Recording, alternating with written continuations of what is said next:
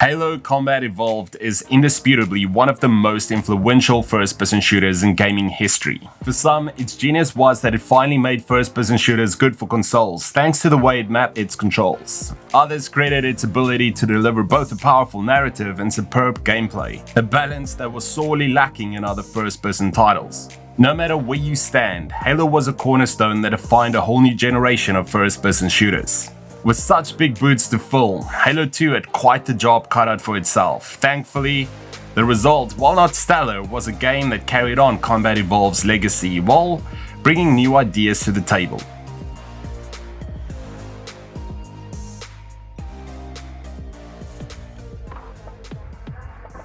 As you might guess, pretty much everything that made Halo Combat Evolved great carried over to Halo 2. From recharging shields to only being able to carry 2 weapons at a time to top-notch vehicular combat are all present and felt slightly better. On the flip side, what could be considered the original game's shortcomings carried over as well, such as the occasional repetitive level design. Library level anyone? Cutscenes also felt less eye-pleasing, even way back in 2004. Halo 2 did attempt to make things better, but wasn't enough for it to dodge criticism for its uninspired turn and narrative focus.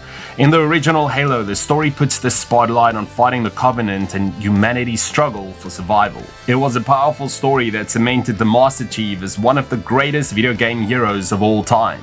Halo 2 decidedly takes a turn from wanting you to indiscriminately destroy the Covenant to expecting you to sympathize with him. It's confusing. The Covenant seemingly go through a moment of drastic political upheaval, which takes up a huge portion of the game's story. To play devil's advocate, it presented a new dimension to a one-sided story. It proved, however, to be a divisive choice.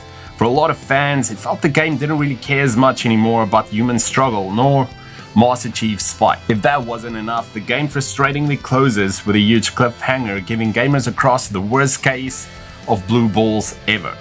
Writing aside, the execution of the story and the way the game plays throughout its campaign is significantly better than its predecessors. Battles feel larger in scale and scope. There's also a lot more enemies and vehicles, making the experience even more intense and gripping.